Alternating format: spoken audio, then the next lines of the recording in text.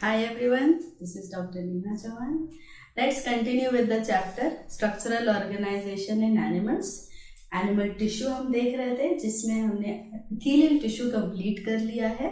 अब स्टार्ट करते हैं the next type of animal tissue जो है कनेक्टिव टिश्यू. कनेक्टिव टिश्यू में बहुत सारे कंपोनेंट्स हैं तो एक एक करके शुरू करते हैं. सो कनेक्टिव टिश्यू का और एक नाम दिया हुआ है साइंटिस्ट ओ हार्टविग ने.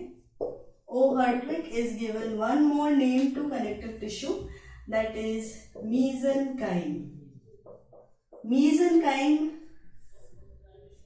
का ओरिजिन पॉइंट ऑफ व्यू है मेसोडर्म, क्योंकि कनेक्टिव टिश्यू का ओरिजिन हमने इंट्रोडक्टरी चैप्टर में देखा था. कनेक्टिव टिश्यू का भी ओरिजिन क्या है? Mesoderm. So mesenchyme is what? In between. तो कनेक्टिव टिश्यू होता है, it is in between, very important, it is in between skin and muscles. It is in between skin and muscles, right? जैसे सबसे बाहर वाला layer है skin, वो क्या है? एपिथेलियल टिश्यू है. कौन सा? केराटिनाइज्ड स्ट्रैटिफाइड स्क्वैम्स, हमने लास्ट सेशन में देखा था. उसके भी अंदर क्या है? अगर कोई कट है, मान लो एपिथेलियल लेवल पे है, तो वो केराटिनाइज्ड स्ट्रैटिफाइड लेयर में है. और डीप वो कट गया है तो कौन सा लेयर एक्सपोज हो जाएगा? Connective tissue. और डीप वो कट चला गया तो कौन से लेयर तक जाएगा? मसल्स. और डीप क्या है इस लेवल पे? Bones. Bones remember is also a type of connective tissue. So connective tissue is present between skin and muscles. Remember skin का और एक biological term है, that is integument. So अगर ऑप्शन में आता है connective tissue is present between integument and muscle, तो वो भी सही है. So integument is the other word for for skin. And skin और muscles के बीच में क्या होता है? Connective tissue. कुछ फीचर्स देख लेते हैं इसके. Like it is highly vascular. Exactly opposite है फीचर्स एपिथेलियल टिश्यू से. हाईली वैस्कुलर है, राइट? फ्यू सेल्स है इसके पास और बहुत सारा इंटरसेलुलर मैट्रिक्स है. Few cells and abundant matrix. That is the reason ये हाईली वैस्कुलर है. पूरे बॉडी में से कनेक्टिव टिश्यू कॉन्स्टिट्यूट करता है 30% of the body weight.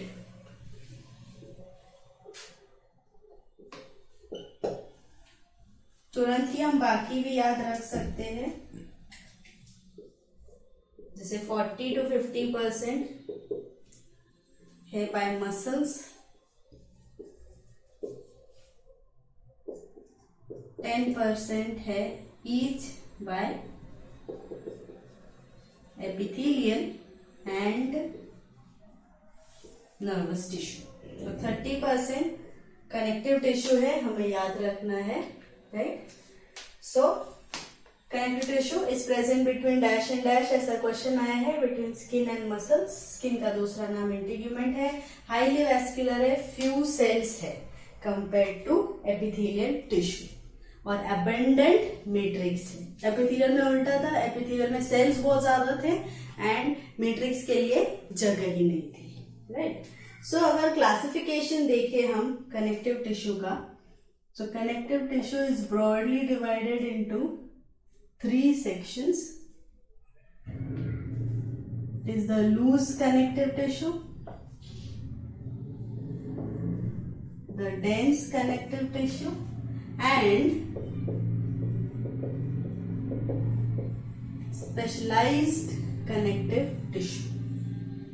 Loose connective tissue में this classification is based on matrix. Loose connective tissue में कैसे है? Cells in the matrix loosely placed. Dense connective tissue में क्या है? बहुत सारे कंपोनेंट्स डेंसली पैक्ड है in the matrix. Specialised connective tissue में क्या है? अलग अलग कुछ कैरेक्टरिस्टिक फीचर्स है apart from loose and dense connective tissue. So वैसे हमें देखना है. सो लूज एरियोलर, लूज में हमें देखना है जैसे loose areolar and loose adipose. ये दो मेन एग्जाम्पल्स है लूज कनेक्टिव टिश्यू के। डेंस कनेक्टिव टिश्यू में it is divided into regular and irregular, right. अब इसमें फर्दर डिटेलिंग देखेंगे, डेंस रेगुलर में कौन आता है, डेंस इरेगुलर में कौन आता है, राइट। तो डेंस रेगुलर में आता है टेंडन, लिगामेंट। इरेगुलर में एग्जाम्पल है इसका स्किन, इजी है याद रखना। स्पेशलाइज में अगेन दो लोग हैं, it is skeletal and fluid. Skeletal में आते हैं बोन एंड कार्टिलेज। फ्लूइड में आएंगे ब्लड एंड लिम्फ। सो ये है classification according to NCERT. Connective tissue is broadly divided into loose connective tissue, dense connective tissue and specialised connective tissue. Loose connective tissue में हमें देखना है in detail about areolar and adipose connective tissue. Dense में देखना है dense regular and dense irregular, मतलब क्या जो फाइबर्स है वो प्रॉपर्ली अरेंज्ड होंगे इन रेगुलर, एंड इरेगुलर में कैसे भी criss cross anyhow they will be placed in irregular. Specialised में दो ब्रॉड सेक्शंस है, स्केलेटल एंड फ्लूइड। स्केलेटल में आएगा mainly bone as well as cartilage, and fluid में it is the blood and lymph. So इस chapter में हमें fluid connective tissue का सिर्फ इंट्रोडक्शन देखना है, क्योंकि डिटेलिंग में ब्लड एंड लिम्फ के बारे में सर्कुलेटरी सिस्टम में है। So when we talk about blood and lymph in detailing नहीं है, जस्ट 3-4 लाइनें हैं इस पे, इंट्रोडक्शन बेसिकली। बाकी सबके बारे में हमें अच्छे से डिटेल में देखना है in this session itself. So एक एक करके स्टार्ट करेंगे। Let's get immediately started with loose connective tissue. So loose connective tissue is a type of connective tissue in which the cells and the fibers are loosely arranged.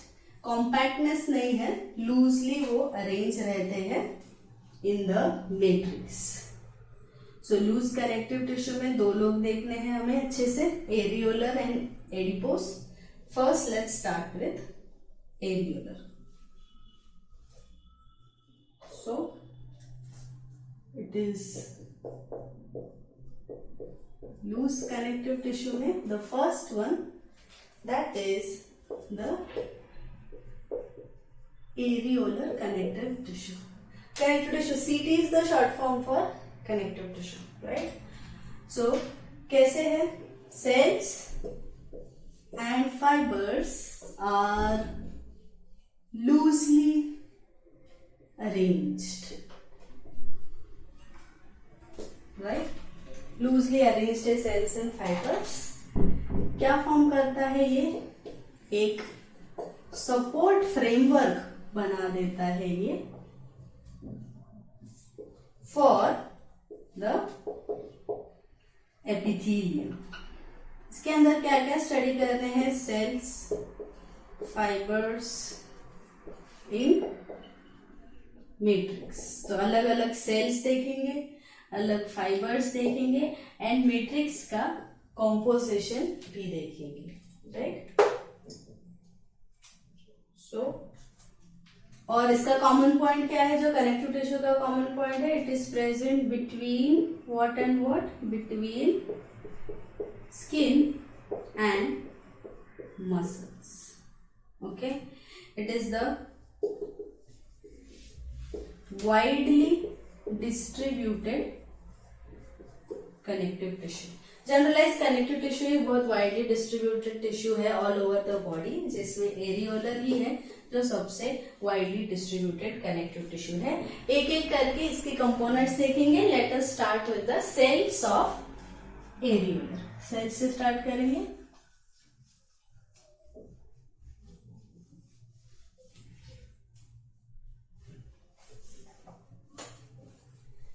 Sales में हमें बहुत important selected sales देखने हैं जिसपे questions बहुत बार आए हुए हैं। नीट पैटर्न में भी क्वेश्चंस आए हैं on the cells. Let us start with the first cell जो है फाइब्रोब्लास्ट। किसी भी सेल के एंड में ब्लास्ट वर्ड आ जाता है तो वो है फॉर्मिंग सेल्स, जो कुछ ना कुछ बनाएंगे। तो ये सेल्स क्या बनाएंगे वो हम देखते हैं। सबसे पहले इसमें याद रखना है these are the largest cells in areolar tissue. Areolar connective tissue के ये लार्जेस्ट सेल्स है, राइट। इनके पास RER है इन अबंडेंस। RER का मतलब क्या है? रफ एंडोप्लाज्मिक रेटिकुलम, मैक्सिमम है, अबंडेंस में है। फंक्शन नाम में ही है, ब्लास्ट मतलब कुछ ना कुछ बनाना। क्या बनाएंगे? Fibro means what? Fibres. They are going to form fibres and matrix. Fibres में mainly those are the collagen fibres की बात हो रही है, राइट। अलॉन्ग विद दैट बहुत एक स्पेशल फीचर है इनके पास, दीज आर प्लूरिपोटेंट सेल्स। ये प्लूरिपोटेंट सेल्स है, मतलब these have the ability to differentiate into different types of cells. Differentiate मतलब ये खुद में चेंजेस लाके कोई और सेल टाइप बन सकते हैं if required. So they can differentiate into two types of cells. वो दो टाइप कौन से हैं? They are the osteoblast और chondroblast। अब ब्लास्ट से तो तुम्हें समझ गया है कि फॉर्मिंग सेल्स है, राइट। फॉर्मिंग सेल्स है। सो ऑस्टियो का मतलब है बोन, कॉन्ड्रो का मतलब है कार्टिलेज। सो अगर जरूरत पड़ी तो दे can differentiate into, so if required these cells can differentiate into bone forming cells और cartilage forming cells। if required का क्या सिचुएशन है? फॉर एग्जाम्पल बोन फ्रैक्चर हुआ है तो बोन रिपेयर होना है, तो बोन रिपेयरिंग की जगह तो बोन बनने वाला है, तो ऑस्टियोब्लास्ट ही है जो बनाने वाले हैं बोन को, राइट। बट अगर फास्ट बोन रिपेयर करना है, रिकवरी जल्दी करनी है बॉडी को, तो यही लोग जो है वो डिफरेंशिएट होके ऑस्टियोब्लास्ट बन जाएंगे एंड वहां जाके रिपेयरिंग फास्ट अप कर देंगे। सेम फॉर कार्टिलेज डैमेज हो गया, कार्टिलेज रिपेयर करना है, तो these can help. So remember it is situational. Main काम इसका क्या है? फाइबर्स बनाओ, मैट्रिक्स बनाओ, राइट। लार्जेस्ट सेल्स है ये, सबसे साइज में बड़े हैं। They are also maximum in number में भी ज्यादा है ये, maximum in number. So fibroblast में उसका एक ट्रिक है याद रखने का कि ऐसे सेल्स होते हैं, the bigger ones. Trick is उनसे रिलीज या उनसे निकलते हैं the bundles of collagen fibre. तो जिस सेल से मसल बंडल्स निकल रहे हो, फाइबर बंडल्स निकल रहे हो, उसको हम क्या बोलेंगे? वो क्या होंगे? Fibroblast, like that. Okay.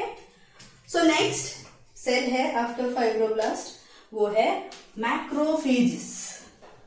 Next cell है macrophages. These are the second largest cell. First largest कौन है? तो वो है फाइब्रोब्लास्ट। सेकेंड लार्जेस्ट कौन है? मैक्रोफेजेस। मैक्रोफेजेस भी इंपॉर्टेंट है because of the function. So second cells है the macrophages। इसमें सबसे important क्या याद रखना है? These are the second largest cells। इनका न्यूक्लियस बहुत कैरेक्टरिस्टिक है, किडनी किडनी शेप न्यूक्लियस होता है इनका, right. And main very important है इनका फंक्शन, इनका फंक्शन है phagocytosis.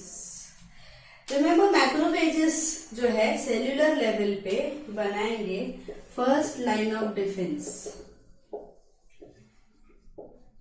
Eight the cell level. First line of defence का क्या मतलब है, मान लो एक पैथोजन आ गया है, तो ये पैथोजन पे अटैक सबसे पहले यही लोग जाएंगे, क्योंकि ये कहाँ प्रेजेंट है, in the connective tissue itself. So function क्या है, phagocytosis. These are also called as the scavenger cells. Avenger नहीं, scavenger cells, right? तो important है। Scavenging करना means what? To break down and destroy. जैसा phagocytosis का मतलब है। What is phagocytosis? To ingest or engulf any solid body. तो liquid के लिए अलग टर्म है क्या, yes there is a different term, उसका नाम है pinocytosis. For any liquid molecule engulfing का नाम है पिनोसाइटोसिस, और सॉलिड मॉलिक्यूल टर्म है फैगोसाइटोसिस, राइट।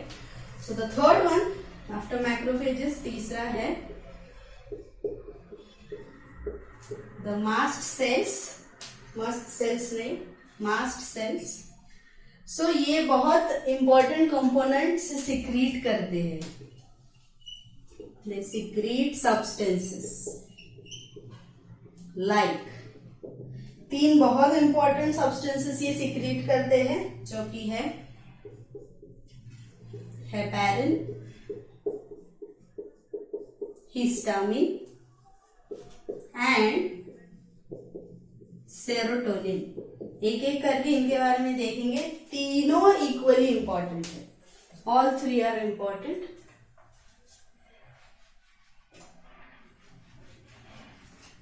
एंड में सब सेल्स का शेप भी देख लेंगे, एक रफ शेप, क्योंकि एनसीईआरटी में एक डायग्राम है, वो डायग्राम पे नीट में एक बार क्वेश्चन आया हुआ था, टू आइडेंटिफाई द सेल्स। तो हर एक सेल को आइडेंटिफाई करने एक ट्रिक है, जिससे आराम से तुम लोग सेल्स आइडेंटिफाई कर पाओगे उस डायग्राम के whenever asked. So first let's talk about heparin. Heparin है एक natural, very important, natural anti coagulant. Okay, coagulant मतलब क्या है, जो कोएगुलेट करता है। कोएगुलेट करना मीन्स व्हाट, क्लॉट करना। मतलब किस कंपोनेंट की बात हो रही है बॉडी के, ब्लड, ब्लड ही क्लॉट होता है। सो एंटी, एंटी मतलब क्लॉट होने नहीं देना, मतलब ब्लड को क्लॉट नहीं होने देता है हेपेरिन। जैसे normally in you all and in me blood अभी फ्लो हो रहा है, does the flowing blood clot? No, never. Why it does not clot? The credit goes to heparin. Heparin है जिसकी वजह से नॉर्मल फ्लोइंग ब्लड क्लॉट नहीं होता। तो ब्लड क्लॉट कब होता है? Only at the time of injury. Injury हो गई है, वुंड हो गया, घाव हो गया, ब्लड फ्लो हुआ है, पहले स्पीड में होता है, फिर स्लो डाउन होता है, फिर रुक जाता है। वो रुकना किस वजह से हुआ? क्लॉटिंग मैकेनिज्म की वजह से हुआ। Means only at the time of injury clotting comes into existence. ऐसे नॉर्मली ब्लड क्लॉट नहीं होता है, किसकी वजह से? हेपेरिन की वजह से। And it is naturally present in our body. कुछ ऐसे मेडिसिन या किसी डाइट में कुछ चीज खाने से हमें हेपेरिन नहीं मिलता है, it is by default naturally present in our body. So that is heparin. Heparin पे क्वेश्चंस आते हैं, डायरेक्ट क्वेश्चंस या मैच द फॉलोइंग भी आता है, the component and the function. Next is histamine. अब हिस्टामिन रिलीज होने सिचुएशन चाहिए, हेपेरिन रिलीज होने सिचुएशन की जरूरत नहीं है। ब्लड फ्लो हो रहा है, वो क्लॉट नहीं होना है, it's a continuous process. Histamine को रिलीज होने की सिचुएशन चाहिए, that is allergic conditions. Allergic conditions में हिस्टामिन रिलीज होता है, ये देता है inflammatory response and it is a very very important, it is a vasodilator. Okay, so histamine allergic condition में रिलीज होता है. बेसिक एलर्जिक सिचुएशंस तुमने लोगों में देखे होंगे, जैसे किसी किसी को स्नीजिंग कफिंग होता है, किसी किसी को पूरे बॉडी पे रैशेस आते हैं, स्वेलिंग आती है, पूरी बॉडी में स्वेलिंग आती है. तो ये कौन कर रहा है? This is because of the release of histamine in response to the allergen. बाहर से जो आ रहा है उसको हम बोलेंगे allergen.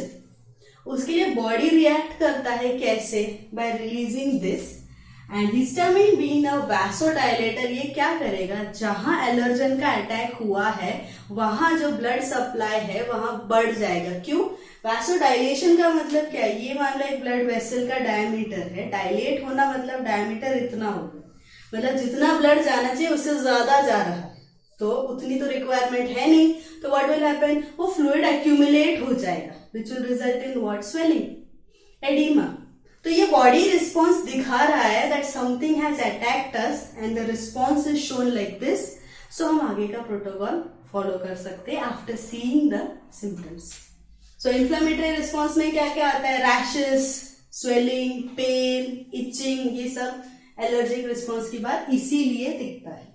So very important, histamine का सिचुएशन क्या है? Allergic condition and it is what in nature? It's a vasodilator. तीसरा कौन सा है substance secreted? It is serotonin. अब सेरोटोनिन को भी रिलीज होने सिचुएशन की जरूरत है. इट इज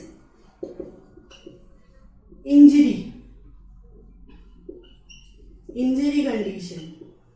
मतलब क्या है? चोट लग गई है, ब्लड फ्लो हो रहा है. For example the same wound हम लेते हैं, ब्लड फ्लो पहले कैसे होता है? फुल स्पीड में होता है, जैसे कट हुआ है, फिर स्लो डाउन होता है.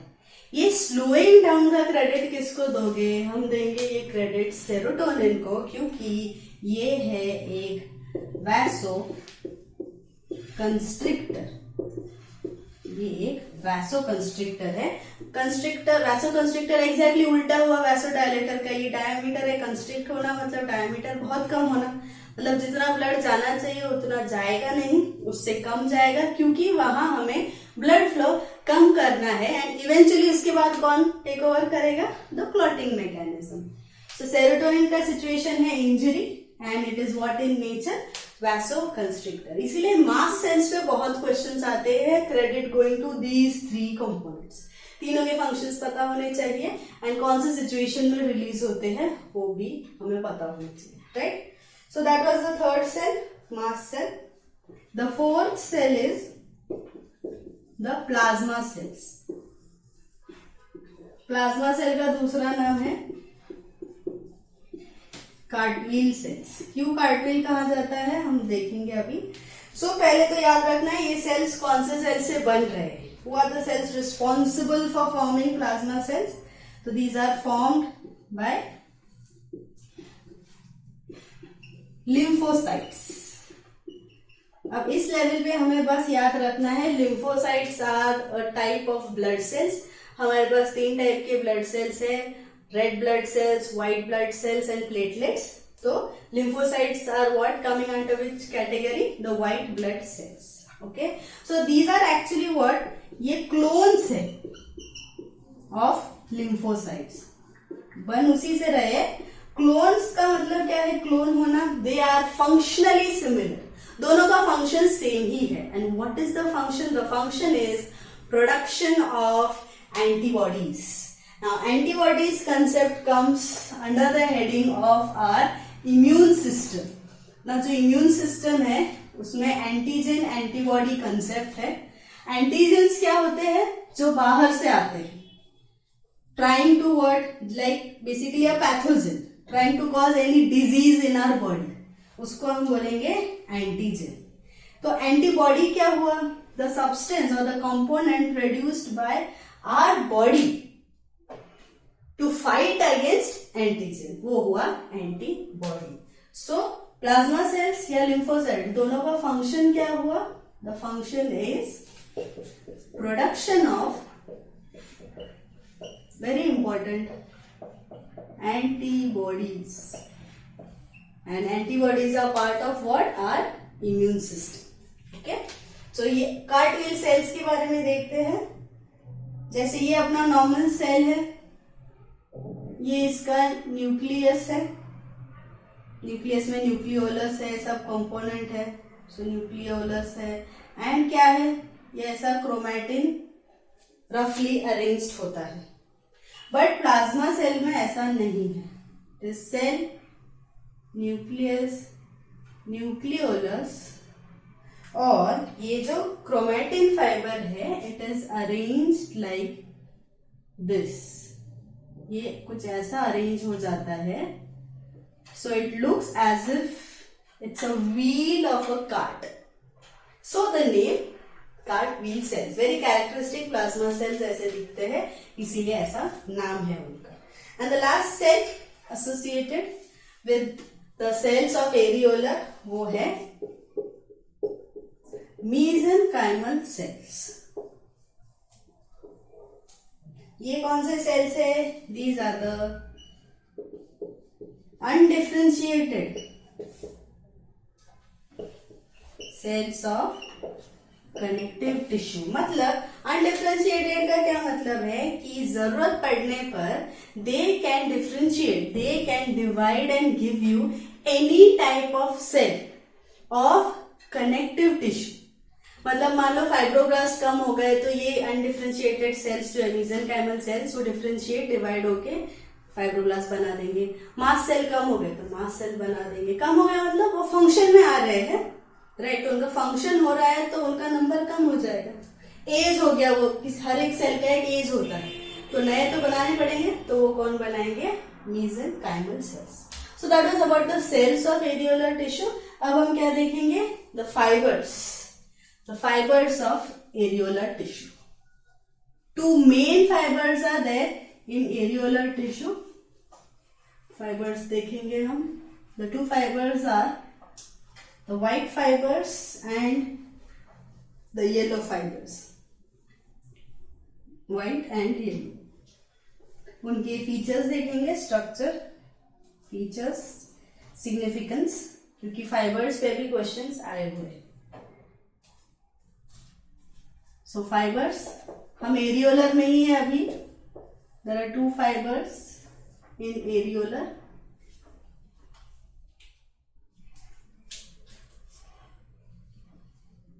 White fibres and yellow fibres. Okay, so पहला बेसिक डिफरेंस है in the colour also, literal colour. ये बंडल्स में है, जो व्हाइट इन कलर है वो येलो है। So these are seen in bundles, these are single, these are unbranched. Bundles में ऐसे पूरे पूरे बंडल्स में होते हैं, उनमें ब्रांचिंग नहीं है। These are branched. और कौन सा ब्रांचिंग है? Y shaped branching. तो वेरी इजी टू डिफरेंशिएट। अब इनमें होता है द प्रोटीन कोलेजन, इसीलिए इनका दूसरा नाम क्या है? Collagen fibres. इनमें प्रोटीन होता है, येलो में इलास्टीन। सो इनका दूसरा नाम है इलास्टिक फाइबर्स। रिमेंबर, प्रोटीन इलास्टीन है, फाइबर का नाम इलास्टिक फाइबर्स है, कंफ्यूज नहीं होना। Okay, these are tough, provide strength. ये क्या है? ये फ्लेक्सिबल है, प्रोवाइड व्हाट? इलास्टिसिटी। मेल्टिंग पे, ऑन मेल्टिंग ये चेंज होंगे to gelatin. On melting they change to gelatin. इनमें नो चेंज ऑन हीटिंग।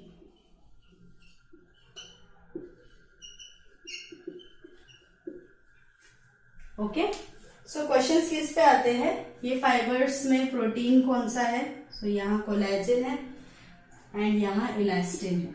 दूसरा नाम भी इंपॉर्टेंट है, कोलेजन है इसलिए कोलेजन फाइबर्स, इलास्टिन है इसलिए इलास्टिक फाइबर। बंडल्स में कौन रहता है? व्हाइट बंडल्स में रहते हैं, येलो सिंगल सिंगल मिलेंगे with branching. So single single point पे भी क्वेश्चंस आते हैं या फिर फीचर देके मैच द फॉलोइंग भी कराया जाता है। अब ये कोलेजन प्रोटीन जो है इसका कैरेक्टरिस्टिक फीचर है द स्ट्रेंथ, द टफनेस। मतलब जहां टफनेस और स्ट्रेंथ की जरूरत है वहां तुम्हें अबंडेंस में कौन मिलेगा? White fibres. जहां फ्लेक्सिबिलिटी चाहिए, इलास्टिसिटी चाहिए, वहां तुम्हें कौन से फाइबर्स ज्यादा मिलेंगे? Elastic, like that. For example किसी भी ऑर्गन का outer protective layer has to be very tough because it is protecting the underlying organ. So उसमें कौन से फाइबर्स मिलेंगे? आउटर लेयर में हमेशा व्हाइट फाइबर्स। एरियाज जिसमें कार्टिलेज है, कार्टिलेज फ्लेक्सिबल होता है, लाइक दिस पिना, ईयर पिना अपना फ्लेक्सिबल है, तो इसमें कौन से फाइबर्स मिलेंगे? फ्लेक्सिबल है तो elastic. Tip of the nose flexible, which fibres? Elastic, like that. Okay, so वैसे उन फाइबर्स का सिग्निफिकेंस है। एंड लास्टली वी सी कि ये सेल्स एंड फाइबर्स कौन से मैट्रिक्स में है, उस मैट्रिक्स का नाम। So the cells and fibres are present in the matrix. Matrix के बारे में जो बायोमोलिक्यूल है, मैट्रिक्स जिससे बना है वो देखना है। So matrix is formed by muco polysaccharide. In which form? In the form of hyaluronic acid. now इतने बड़े बड़े टर्म्स देख के टेंशन में नहीं आना है। ये टर्म्स क्या है? ये टर्म्स है बायोमोलिक्यूल्स है के कंपोनेंट के एग्जांपल्स है। ब्रेक कर लेते हैं। म्यूको पॉलीसैकराइड, सैकराइड मतलब शुगर्स, पॉली मतलब द कॉम्प्लेक्स वंस, बहुत सारे यूनिट्स एक साथ आके पॉली बना। म्यूको मतलब कौन सा वर्ड है? एसोसिएटेड म्यूकस, मतलब the mucus containing complex sugars, जिसका एग्जाम्पल है ये hyaluronic acid. It's a type of heteropolysaccharide. Sugars मतलब carbohydrate, basically it's an example of a carbohydrate. Okay, so matrix किससे बना है? हाइयालुरोनिक एसिड, जिसमें सेल्स है, फाइबर्स है। फाइबर्स कैसे डिटेक्ट करेंगे? इसे बंडल्स में दिखे तो वो व्हाइट है, ऐसे वाई शेप दिखे इधर उधर सिंगल सिंगल वाई शेप तो वो येलो। सेल्स में फाइब्रोब्लास्ट तो हमने देख लिए थे, मैक्रोफेजेस इरेगुलर शेप में kidney shape, kidney shape nucleus बहुत कैरेक्टरिस्टिक है। मास सेल्स कैसे दिखेंगे? शेप इरेगुलर ही है बट बहुत सारे ऐसे माइन्यूट स्पॉट्स दिखेंगे। So it is understood those are the mast cells. And plasma cells तो हमने देखे, कार्टिलेज सेल्स। तो इस पे ऐसे क्वेश्चन फ्रेम होते हैं। So accordingly you have to remember. Diagram आया तो डिटेक्ट करना आसान हो जाता है once you know. Function overall क्या है एरियोलर का? What is the function? Function में आएगा ये क्या बना देता है? The support framework, support framework बनाएगा। एंड कनेक्टिव टिश्यू में मेनली क्या? हाईली वेस्कुलराइज्ड है, so nutrition to the tissues and it is widely distributed. So that was all about areolar. इसके बाद हम adipose tissue देखेंगे। Second type of loose connective tissue है adipose connective tissue. पहला था एरियोलर, अब हम देख रहे हैं adipose connective tissue. So adipose एक मॉडिफाइड एरियोलर कनेक्टिव टिश्यू ही है, मॉडिफाइड एरियोलर ही है। इसमें कुछ स्पेसिफिक सेल्स है जो अबंडेंस में दिखते हैं, वो है द एडिपोसाइट्स।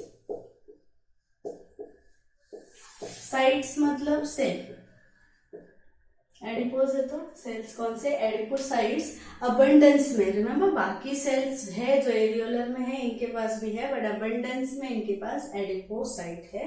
एडिपोसाइट सेल्स का एक कैरेक्टरिस्टिक फीचर है, ये एडिपोसाइट है। आइडियली सेंटर में न्यूक्लियस होना चाहिए, बट यहाँ सेंटर में न्यूक्लियस नहीं है, ऐसा सिनेरियो नहीं है। यहाँ सेंटर में एक बड़ा सा फैट ग्लोब्यूल है, सेंट्रली लोकेटेड फैट ग्लोब्यूल है, एंड न्यूक्लियस है एट द पेरिफेरी।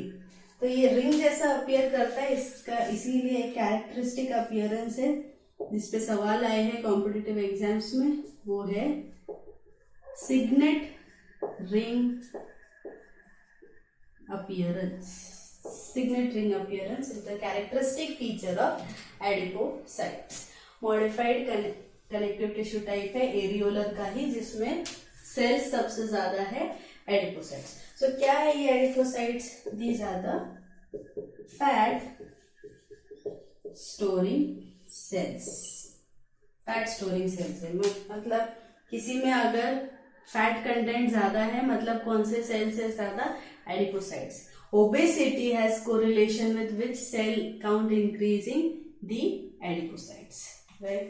तो एग्जाम्पल्स में एनिमल एग्जाम्पल्स देख लीजिए, जैसे blubber of well,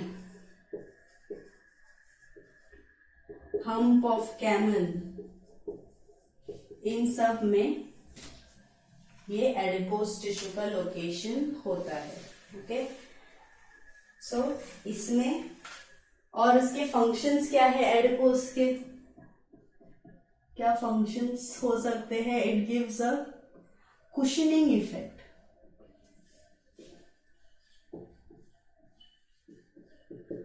it is present below skin, क्योंकि ये कनेक्टिव टिश्यू का टाइप है, so it's present below skin, protects organs underline,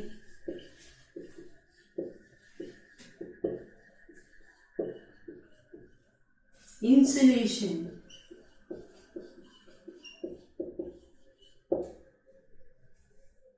right, and vitamin जो है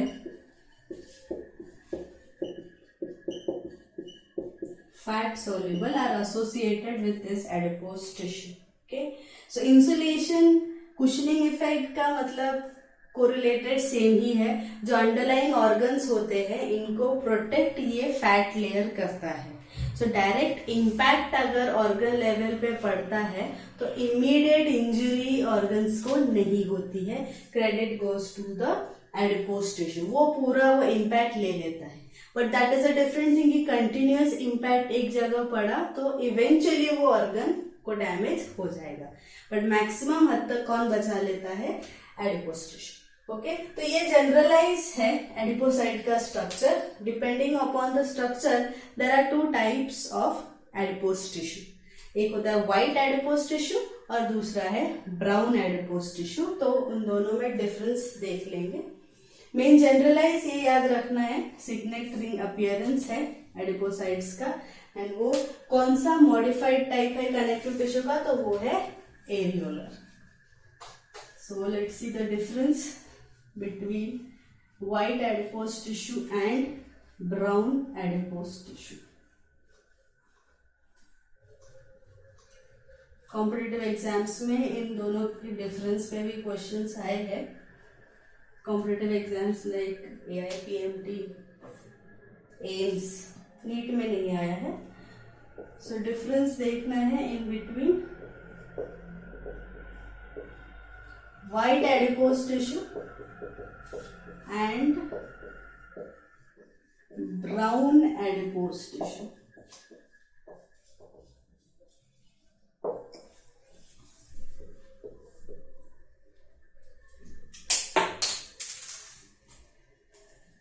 So white is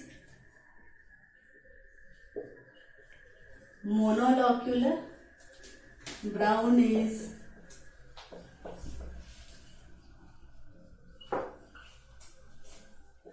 multilocular.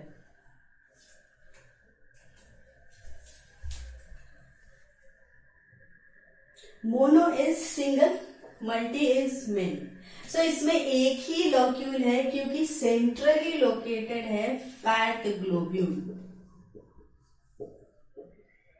Centrally located fat globule है, इसलिए एक ही। Locule is what? Locule is a space, locule is an area जहां mainly वो एक जगह कवर करेगा। इसमें क्या है, यहां सेंट्रली लोकेटेड न्यूक्लियस है, यहाँ न्यूक्लियस सेंटर में, इसलिए आजू बाजू जो है फैट डिस्ट्रीब्यूटेड है। पहले वाले में क्या है, सेंट्रली लोकेटेड फैट ही है, इसलिए बाकी साइटोप्लाज्म न्यूक्लियस के लिए जगह ही नहीं है। सो यहां न्यूक्लियस कहाँ होगा, न्यूक्लियस एट पेरीफेरी, यहाँ का है न्यूक्लियस इन दी सेंटर। सो यहाँ साइटोप्लाज्म कम है, cytoplasm is less, mitochondria is less, यहां साइटोप्लाज्म इज यूनिफॉर्मली डिस्ट्रीब्यूटेड, जिसकी वजह से माइटोकॉन्ड्रिया ज्यादा है, it has mitochondria comparatively more।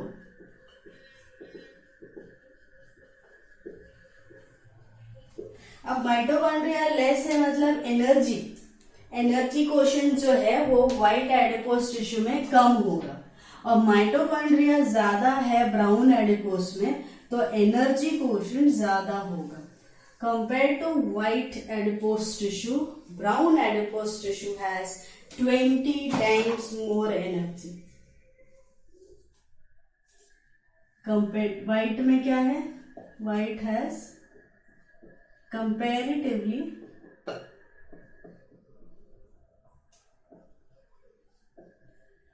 less energy.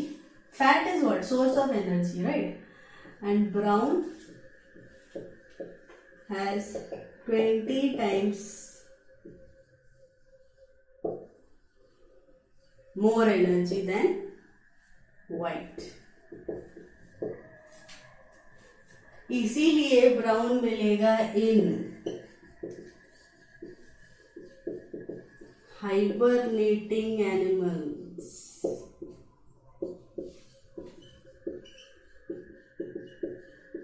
Cold resistance in newborn, इनमें भी ब्राउन दिखेगा। White is seen where, example seen in adults, in us we have white adipose tissue, right. White क्यों है, it has more adipocytes. Brown क्यों है, it has more of blood vessels with pigments। Mainly हमें याद क्या रखना है, अपने पास in human, adult human we have white adipose tissue. Just born baby first 3 months, सो सर्दी खांसी इमीडिएटली नहीं होती है क्योंकि इनके पास क्या है, ब्राउन फैट है पहले। तो ब्राउन फैट है तो एनर्जी 20 times है, मीन्स हीट इज देयर। सो इस कंडीशन में इमीडिएट सर्दी खांसी बच्चों को, न्यूबॉर्न बेबीज को नहीं होता है, किसकी वजह से, brown fat. Hibernating animals, what do you mean by hibernation? Hibernation is what? Winter sleep. The animals who go to sleep the whole season. Example frogs, rats, ये सब hibernate करते हैं, तो they hibernate below the soil। अब below the soil उनको जो normally वो food source खाते हैं वो मिलता नहीं है, but still they survive the whole season. How is it possible? It is possible only because they have brown adipose tissue.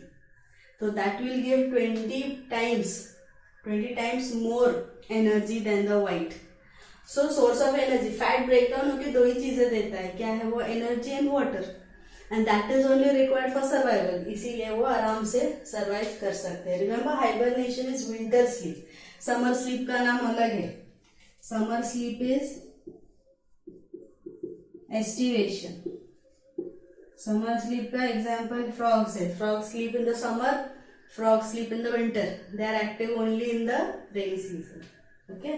So brown fat remember adults में नहीं है. जैसे जैसे बेबी ग्रो करेगा the brown fat gets converted to white fat. क्यों ऐसा? अपना उसमें इम्यून सिस्टम भी पिक्चर में आता है, राइट. पहले तो इम्यून सिस्टम रेडीमेड मम्मी से मिल रहा है या ब्राउन फैट से मिल रहा है. व्हाइट के साथ साथ immune system also comes into action. So it's okay even though we have the white fat. So monolocular है. मोनोलॉक्यूलर मल्टीलॉक्यूलर कैसे समझेंगे? बीच एक ही मेन फैट है ये, globule in the centre, nucleus at the periphery. Multilocular कैसे देखेंगे? Nucleus centre में है एंड छोटे छोटे फैट ग्लोब्यूल्स सब जगह यूनिफॉर्मली डिस्ट्रीब्यूटेड है. फैट है दोनों में, बस डिस्ट्रीब्यूशन अलग अलग है. So that is about the two types of brown of the adipose tissue, that is brown and white. Now there is a hormone associated with the adipose tissue जो है leptin, जो adipose tissue के functioning में help करता है. Just see the name of the hormone उतना sufficient है, associated with the adipose tissue. That is leptin.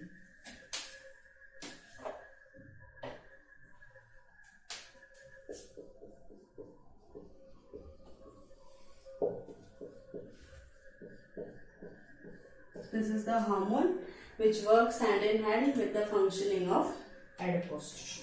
So that was about the loose connective tissue, areolar and adipose. अब हम देखते हैं dense connective tissue. जैसे हमने क्लासिफिकेशन में देखा था, dense connective tissue is divided into two. वो कौन से पार्ट्स है? It is regular and irregular. Regular में क्या है? Dense connective tissue is mainly talking about fibres. We have seen connective tissue में क्या है? सेल्स है, फाइबर्स है, मैट्रिक्स में, right. So dense connective tissue talks about fibers. If fibers are arranged in a cord like manner, मतलब क्या है? Organised fashion में प्रेजेंट है, तो वो हुए रेगुलर. इरेगुलर कैसे है इनका arrangement? It is criss cross, basically irregular. अगर फाइबर्स इरेगुलर है अरेंजमेंट में तो they will come under the heading of irregular dense connective tissue. Remember fibres दोनों में है, अरेंज्ड किस में है एंड क्रिस क्रॉस कैसे भी इरेगुलर किस में है, उस पे ये डिफरेंस है. Further on regular is divided into to. It is tendon and ligament. मतलब इसमें फाइबर्स दोनों में फाइबर्स अच्छे से अरेंज्ड है, ओनली टेंडन में अलग फाइबर है एंड लिगामेंट में अलग फाइबर है, दैट्स इट. एंड इरेगुलर में भी टाइप्स है डिपेंडिंग अपॉन कौन से फाइबर्स है. यहाँ भी फाइबर बेसिस पे ही डिफरेंस है, यहाँ भी फाइबर बेसिस पे ही डिफरेंस है. यहाँ है व्हाइट फाइब्रस कनेक्टिव टिश्यू, इधर येलो फाइब्रस कनेक्टिव टिश्यू. इधर व्हाइट फाइबर्स हो सकते हैं, इधर येलो फाइबर्स. सो एक एक करके इनके बारे में देखेंगे. Mainly you have to concentrate on the regular ones. इस पे क्वेश्चंस है, नीट में भी क्वेश्चंस आए हुए हैं. So let's start with tendon and ligament.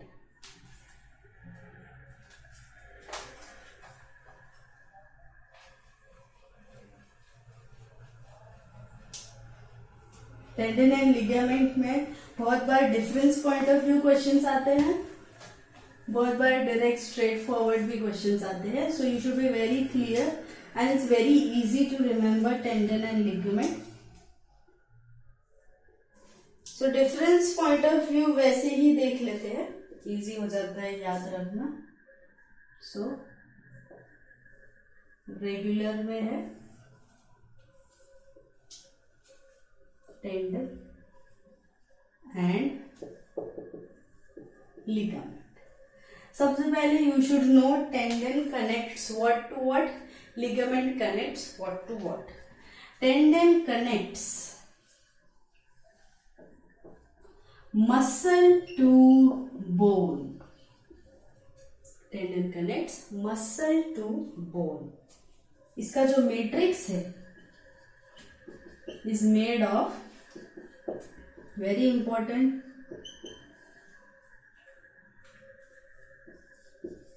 white fibers or collagen fibers. It helps in movement, movement में हेल्प करता है। और इसका क्लासिकल एग्जाम्पल है अकीलीज टेंडन। ओके, तो समझ लेते हैं टेंडन कहाँ है। It connects muscle to bone. जैसे मसल, ये एक मसल है और ये बोन पार्ट है, तो मसल एंड होके जिस बोनी पार्ट को कनेक्ट करेगा उस एरिया में तुम्हें मिलेगा टेंडन। तो like this is our hand, this is the elbow. तो यहाँ मसल है जो हैंड का आ रहा है और ये बोन पार्ट है। तो ये बोन पार्ट को एक स्ट्रक्चर जाके फिर बोन पार्ट को कनेक्ट करेगा, इसको हम बोलेंगे tendon. So it is connecting muscle to the, ये बोन पार्ट है, so it is connecting muscle to the bone. ये मसल का ही एक्सटेंशन है, it is the extension of the muscle itself, right. इसके मैट्रिक्स में क्या है, सबसे इंपॉर्टेंट याद रखना है, क्वेश्चन इस पे आते हैं। Matrix is made up of white fibres, so strong है, टफ है। सो मूवमेंट, जैसे ये मूवमेंट हो रहा है तो इसमें मसल्स हेल्प कर रहे हैं, बोन हेल्प कर रहा है, the joint is also moving, so with that tendon is going to help in the movement. Classical example है इसका अखिलीज टेंडन। अखिलीज टेंडन अपने एंकल रीजन में है, जो एंकल रीजन में जो बैंड फील होता है वो अखिलीज टेंडन है। तो मसल और बोन को कनेक्ट करा तो मसल होगा, ऊपर कौन सा मसल है, द काफ मसल, एंड नीचे कौन सा बोन है, तो bone associated with the foot, तो वो उसका एग्जाम्पल है अखिलीज टेंडन। लिगामेंट देखते हैं, लिगामेंट कनेक्ट्स, नाउ यहाँ it is important, it connects bone to bone. Tendon क्या था, muscle to bone, ligament is bone to bone. Okay, अब इसके मैट्रिक्स में क्या है, matrix is made of the other fibre, वो कौन सा फाइबर है, it is made of yellow fibre. Yellow fibres का दूसरा नाम है इलास्टिक फाइबर्स। अब ये जैसे मूवमेंट में हेल्प कर रहा है, this is going to prevent dislocation, dislocation होने नहीं देगा। एग्जाम्पल है इसका इलियो फीमरल लिगामेंट, बड़ा नाम है, ब्रेक कर दो। Ilio is a bone of the pelvic region, the hip region, and femur is the thigh bone. तो दो बोन्स के बीच में ऐसे लिगामेंट्स होंगे। लाइक द डायग्राम कैसा होगा, ये एक बोन का पार्ट है, दूसरा बोन का पार्ट है, तो बीच में ये ऐसे लिगामेंट्स मिलेंगे जो अटैच कर लेंगे दो बोनी पार्ट्स को, जो होल्ड करेंगे कि वो डिसलोकेट ना हो। डिसलोकेट इज व्हाट, सेपरेट ना हो। लाइक शोल्डर जॉइंट है, वो डिसलोकेट हो जाता है तो दोनों बोन्स अलग हो जाते हैं, मीन्स क्या, टेयर ऑफ हो गए बीच के लिगामेंट्स। सो यहाँ येलो फाइबर्स है, यहाँ व्हाइट फाइबर्स है, ये मूवमेंट में हेल्प करेंगे, ये प्रिवेंट करेंगे dislocation. Achilles tendon between calf muscle and the foot bone, right, that is calcanean, and ये है iliofemoral ligament. Remember common question क्या आता है, इट कनेक्ट्स और attaches dash to dash and ligament dash to dash. तो tendon muscle to bone, ligament bone to bone. Obviously confuse करने दोनों options दिए रहेंगे, so we should be clear with the concepts. Now let's see irregular. Irregular के types क्या है, उसमें सिर्फ हमें देखने हैं examples oriented with white fibres and yellow fibres कहाँ तुम्हें मिलेंगे? It is easy to remember. White fibre वाले कहाँ मिलेंगे? जहां प्रोटेक्शन की जरूरत है. येलो फाइबर वाले कहाँ मिलेंगे? जहां फ्लेक्सिबिलिटी, इलास्टिसिटी की जरूरत है. सो टेंडन लिगामेंट में भी व्हाइट एंड येलो फाइबर्स है. तो डिफरेंस कैसे करेंगे? With regular and irregular properly arranged मिलेंगे कॉर्ड लाइक फॉर्म में in tendon and ligament. Irregularly कैसे भी मिलेंगे इन इरेगुलर वाले एग्जाम्पल्स. राइट. सो इरेगुलर में दो थे, white fibrous and yellow fibrous. So white fibrous मतलब व्हाइट फाइबर्स है मैट्रिक्स में, येलो फाइबर्स है मैट्रिक्स में. इसका एग्जाम्पल है perichondrium, periosteum, pericardium,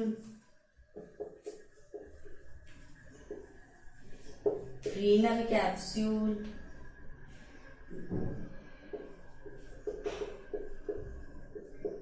ग्लीसन्स capsule, so on and so forth. और बहुत एग्जाम्पल्स हैं. येलो फाइब्रस में एग्जाम्पल है epiglottis, eustachian tube, wall of alveoli. अब एक एक के बारे में इन शॉर्ट देखते हैं. पेरिकॉन्ड्रियम, पेरी मतलब आउटर, जैसे पेरिफेरल होता है, पेरीमीटर होता है, मतलब आउटर. सो पेरिकॉन्ड्रियम, कॉन्ड्रो का मतलब है cartilage, means the outer protective layer of cartilage. Outer protective मतलब कौन से फाइबर्स होने ही चाहिए? White fibres.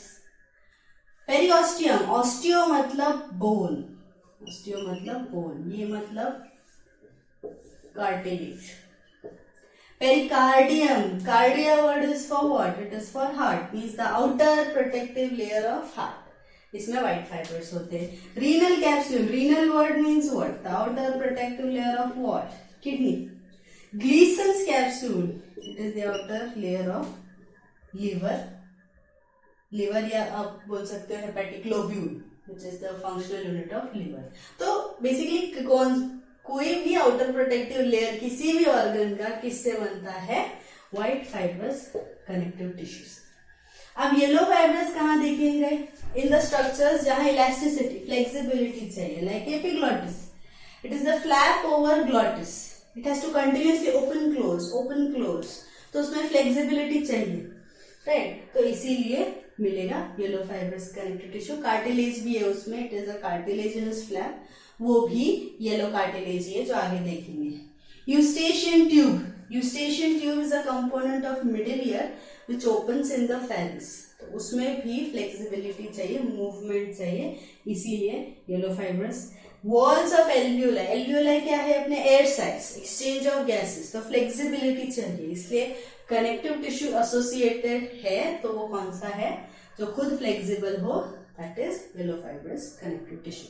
ओवरऑल एनसीईआरटी में इरेगुलर का एक ही एग्जाम्पल दिया हुआ है, that is skin.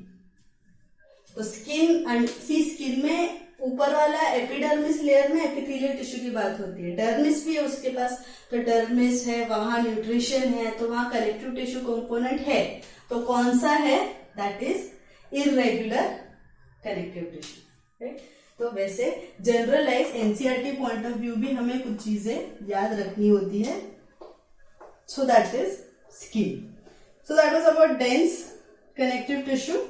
Now let's start with specialised connective tissue. Specialised connective tissue important है क्योंकि उसमें कार्टिलेज है एंड बोन है मेनली. जैसे मैंने पहले बोला है, फ्लूइड कनेक्टिव टिश्यू का सिर्फ इंट्रो देखना है. Main we have to see in the chapter body fluids and circulation. So let us start with specialised connective tissue, जिसमें कौन है? स्केलेटल है एंड फ्लूइड है. फ्लूइड हमें अभी नहीं देखना है, हमें देखना है in the chapter body fluids. फिर भी ना बेसिक इंट्रोडक्शन हम देख लेंगे उसका। स्केलेटन में कौन है?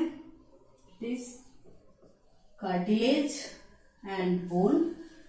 फ्लूइड में कौन लोग हैं? दो है, that is blood and lymph.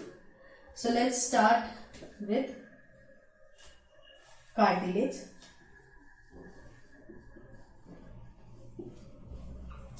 Cartilage से शुरू करते हैं. So cartilage will form the endoskeleton of vertebrates. Endoskeleton means what? Endo is inner. तो इनर बोनी फ्रेमवर्क हो या इनर स्केलेटल फ्रेमवर्क हो, उसको हम एंडो बोलेंगे. उसका ऑपोजिट क्या है? उसका ऑपोजिट है exo. Exo is outer. So endo skeleton of vertebrates बनाएंगे कार्टिलेज. सो ये कैसे होते हैं? These are solid and flexible. और एक वर्ड है फ्लेक्सिबल का, वेरी इंपॉर्टेंट वर्ड जो एनसीईआरटी में भी दिया हुआ है. It is pliable. It is pliable. Okay. So and very important part इसका हमें याद रखना है. और टर्म्स भी देखेंगे, पहले ये याद रखिए. It is considered avascular. बहुत important. Why we will see once we see the terms. Okay, so let's understand the terms of cartilage. Let's see the structure of cartilage.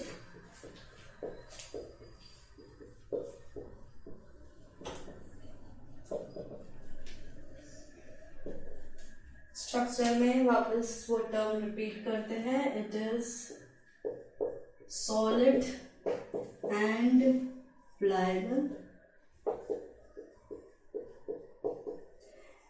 Endoskeleton of vertebrates. But in specify करते हैं, but in embryo stage. क्योंकि later stage अगर हम देखें तो it is bone which forms the endoskeleton. Embryo stage में mainly it is cartilage. Outer protective layer of cartilage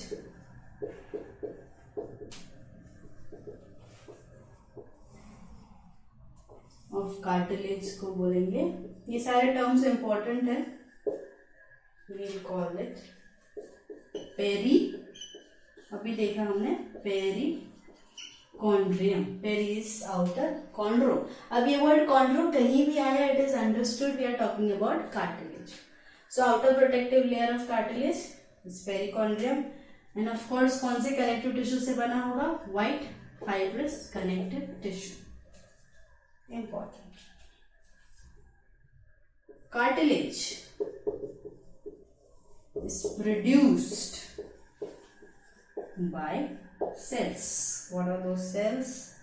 They are chondroblast. You very well know cells ending with blast मतलब कुछ ना कुछ बना रहे हैं, तो वो है chondroblast. ये प्रोड्यूस कर रहे हैं, राइट?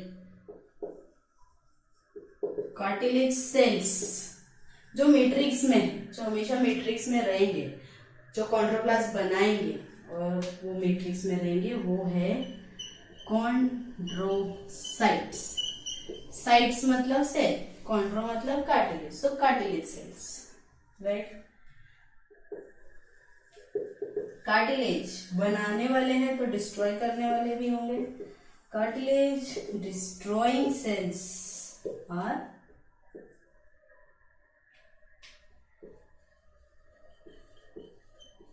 कॉन्ड्रोक्लास्ट. जैसे ब्लास्ट का मतलब है बनाना, क्लास्ट का मतलब है डिस्ट्रॉय करना. ओके. सो बनाते कौन है कार्टिलेज सेल्स को? कॉन्ड्रोब्लास्ट. हमेशा मैट्रिक्स में कौन रहते हैं? कॉन्ड्रोसाइट्स. एंड डिस्ट्रॉय कौन करेंगे? कॉन्ड्रोक्लास्ट. अब डिस्ट्रॉय क्यों करना पड़ेगा? एज हो गया वो सेल का, डैमेज हो गया है, पार्शली डैमेज है, पार्शली लिविंग है, नो फंक्शन, तो it has to be removed. तो वो कौन करेगा? कॉन्ड्रोक्लास्ट. रिमेम्बर ये जो बनाने वाले हैं they are immature and have the ability to divide. जो chondrocytes है, these are mature but they cannot divide. तो divide कौन हो सकते हैं? ये. And mature कौन है? ये. Okay, remember. Matrix सिर्फ सेल्स नहीं होते हैं. Matrix of cartilage is called chondroitin. Matrix में होता है protein. Protein in matrix is chondrin.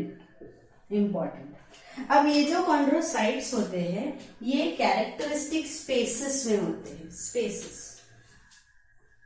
So chondrocytes, remember chondrocytes की ही बात हो रही है. Chondrocytes are present in fluid filled spaces.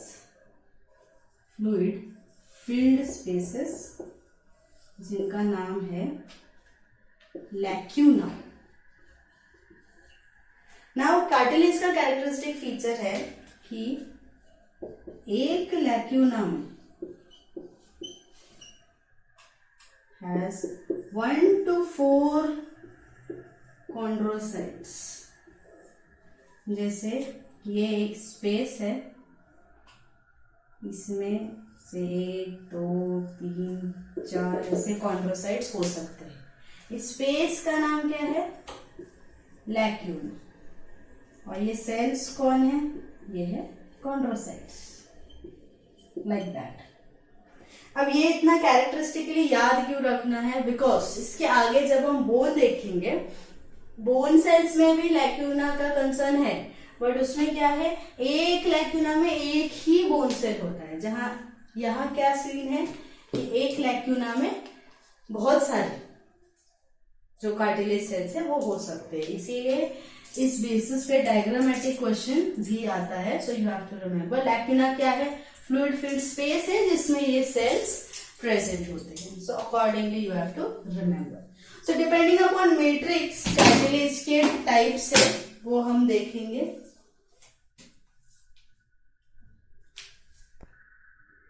So let's see the classification of cartilage. Remember the classification is based on matrix. There are 4 types of cartilage. सबके matrix में अलग components हैं, उस हिसाब से देखेंगे. एक ही बार चारों देख लेंगे from the differentiation point of view, तो इजीली याद रह जाएगा. चारों टाइप बहुत इजी है. जैसा नाम है उनका वैसा ही उनका मैट्रिक्स है. So accordingly let us see. There are 4 types of cartilage based on matrix. It is hyaline cartilage, white fibrous cartilage, yellow fibrous cartilage and calcified cartilage. Hyaline, white fibrous, yellow fibrous and calcified. So accordingly let's see cartilage के 4 types: hyaline, white fibrous, yellow fibrous and calcified.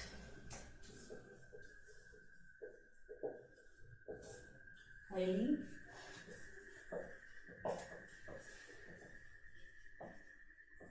white fibrous,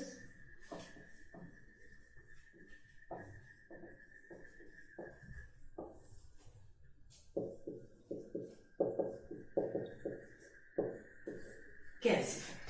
so classification का base अगर matrix है तो सबसे पहला point वही होना चाहिए, मैट्रिक्स सब में कैसा है. सो इसका हाइलीन का जनरलाइज मतलब है ग्लास लाइक. सो मैट्रिक्स का पॉइंट है ये. So matrix is glass like, transparent, jelly like, clear. ये सब वर्ड्स का मीनिंग एक ही है, that it is clear, transparent, jelly like. Okay. सबसे इंपॉर्टेंट बात यहाँ कितना क्लियर क्यों है, there are no fibres here, इसमें फाइबर्स नहीं है, इसीलिए इट इज क्लियर। अब आती है हमारी एग्जाम्पल्स की। Example point of view questions आते हैं। एग्जाम्पल्स में पहला है नेजल सेप्टम, फिर है trachea, लैरिंग्स, right, the respiratory track component, तो उनमें है ends of bones, the long ones though, and ends of cartilage, कहाँ के, at the region of the ribs, so you can say ends of ribs. So ये examples है hyaline cartilage के। So matrix कैसा है, ग्लास लाइक है, transparent है, jelly like clear है, फाइबर्स नहीं है। नेजल सेप्टम क्या है, this partition is the nasal septum. Remember we are not talking about the bone, this is the nasal bone, we are talking about the cartilaginous separation जो throughout है। Trachea, larynx, these are part of the respiratory tract. इसका significance क्या है यहाँ cartilage होने का, ये structures में क्या है, सिर्फ एयर पास होता है। So if there is no air, ये से कोलैप्स नहीं होते। Why? Because the structure is maintained by cartilage. Ends of bones मतलब किसकी बात हो रही है, मान लो ये 2 लॉन्ग बोन्स है, ये ऐसे आर्टिकुलेट होते हैं, तो ये 2 बोन्स के बीच में कार्टिलेज है टू प्रिवेंट फ्रिक्शन। सो जहां आर्टिकुलेट होते हैं वहां कार्टिलेज होना, उस कार्टिलेज का एक नाम बन जाता है। एंड्स ऑफ लॉन्ग बोन्स के कार्टिलेज को क्या बोलेंगे हम बोलेंगे उसको articular cartilage present at the ends of long bones. Next is ends of ribs को कैसे समझेंगे,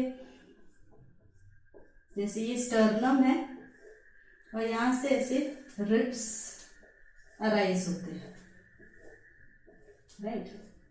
सो at this is a bone, तो दोनों के जंक्शन पे यहां you are going to get this cartilage, right. तो कार्टिलेज फ्लेक्सिबिलिटी प्रोवाइड करता है। So at this region respiration में अपना रिब केज मूव होता है। For that reason, flexibility चाहिए, so that is given by this cartilage. So ends of ribs वाले को कौन सा cartilage बोलेंगे हम? We will call it costal cartilage, क्योंकि ribs का नाम ही है दूसरा costal ribs. Okay? So ये 2 अलग नाम है of the same concept, bones and ribs. So accordingly you should know. Okay? So that was about hyaline में मैट्रिक्स पे भी सवाल आए हैं, एग्जाम्पल्स पे भी सवाल आए हुए हैं, सो अकॉर्डिंगली हमें याद रखना है। नेक्स्ट इज व्हाइट फाइबर्स में मैट्रिक्स कैसा होगा, नाम में ही है उसके मैट्रिक्स में कौन से फाइबर्स होंगे, it will have white fibres. तो व्हाइट फाइबर्स है, इसीलिए this will be the very important strongest cartilage, very important। अब इसका जो पेरिकॉन्ड्रियम है, किसी भी कार्टिलेज का पेरिकॉन्ड्रियम किससे बना है, व्हाइट फाइबर्स कनेक्टिव टिश्यू, ये खुद भी किससे बना है, white fibres. So it is not going to have perichondrium, जरूरत ही नहीं, क्यों, पूरा ही कंपोनेंट व्हाइट फाइबर्स का है। इस पे हायर ऑर्डर थिंकिंग वाले क्वेश्चंस इस कंसेप्ट को लेके आए हुए हैं from the AIIMS point of view. AIIMS भले ही अभी नहीं हो रहा है, बट उस टाइप के क्वेश्चंस नीट में जरूर आ सकते हैं। सो that was about the matrix. यहाँ अच्छा है, एग्जाम्पल्स 2 ही है तुम्हें याद रखने। सो यहाँ the example is pubic symphysis and intervertebral disc. ठीक है, अब इंटरवर्टेब्रल डिस्क में और एक पॉइंट याद रखना है, nucleus pulposus. Okay, so pubic symphysis कहाँ है, लोकेट करते हैं। So pubic symphysis is present between two pelvic bones. Pelvic bones जो दो कॉक्सल बोन्स होते हैं वो जहां ज्वाइन होते हैं, that is called as pubic symphysis. तो वहां तुम्हें मिलेगा white fibrous cartilage. Intervertebral disc, break करो, inter is in between two vertebrae, इन दोनों के बीच में जो डिस्क होता है वो कार्टिलेजिनस होता है। Okay, so that has again white fibres. So ये जो डिस्क है उसके सेंटर में होता है nucleus pulposus.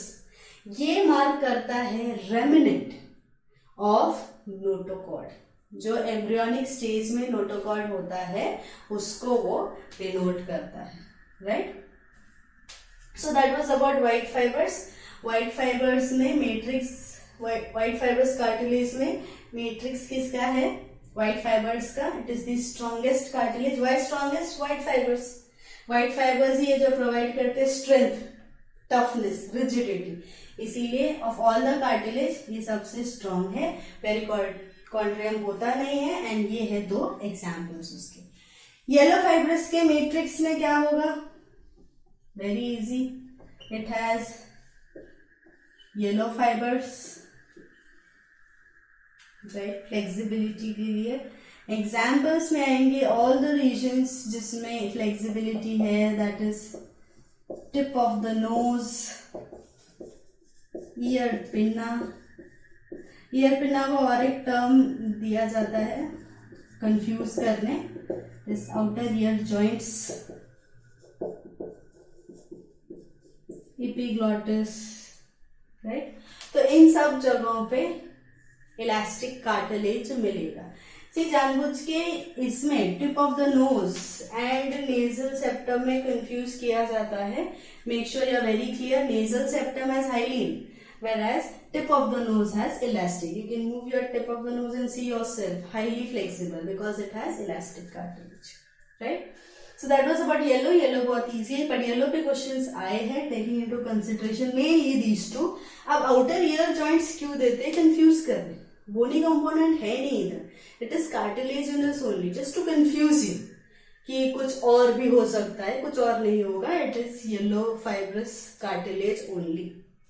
Okay, now last is calcified. Now remember, calcified is a modified hyaline only. Hyaline ही है जो modify होके calcify होगा. So it is obviously इसके matrix में क्या होगा, calci word आ गया है, मतलब क्या है, calcium salts है matrix में. It is modified hyaline cartilage कि जो हाइलिन कंपोनेंट है उसमें अगर मिनरलाइजेशन हो गया, कैल्सिफिकेशन हो गया, तो ये कौन सा कार्टिलेज बन जाएगा, ये कैल्सिफाइड कार्टिलेज बन जाएगा. Seen in old age individuals में दिखेगा, right. Seen in areas when cartilages converting to bone. Okay, मतलब जब जैसे वर्टिब्रेस के एम्ब्रियो स्टेज में बहुत कार्टिलेज होते हैं, तो few cartilage components get converted to bone. तो जब ये कन्वर्ट हो रहे हैं तो पहले वो क्या बन जाएंगे, they will become calcified cartilage, and eventually अगर मिनरलाइजेशन चलते ही रहा तो वो क्या बन जाएंगे, ultimately bone. Apart from human concern और भी एग्जाम्पल्स हैं, जैसे pectoral and pelvic region of frog will have calcified cartilage. अब इसमें और एक important बात क्या याद रखनी है, this is the hardest cartilage. Strongest कौन है, white fibers. Hardest कौन है, calcified. So is there a difference between hardest and strongest? अगर हम English point of view जाए तो both go hand in hand. But अगर हम इसको साइंटिफिक या बायोलॉजिकली कंसिडर करें तो हार्ड होना is more towards going towards what, brittle. Hard brittle हो सकता है, मतलब वो टूट सकता है, बट स्ट्रॉन्ग में ये सिनेरियो नहीं है, स्ट्रॉन्ग टूटेगा नहीं। हार्ड में क्या है, सिर्फ मिनरलाइजेशन हो रहा है ना, so it is going more towards what being brittle, so it can break, but this cannot break. So this was all about the types of cartilage, and this was all about the cartilage. Let's start with bone.